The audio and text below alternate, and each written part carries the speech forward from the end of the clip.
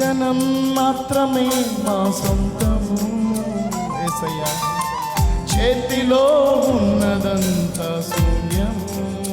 పలుకుదామా సంగమా? దర్శనం మాత్రమే మా సొంతము, చేతిలో ఉన్నదంతా శూన్యము. మరొకసారి పలుకుదామా మాట బిగ్గరగా? దర్శనం మాత్రమే మా సొంతము. ఇది మన పాట.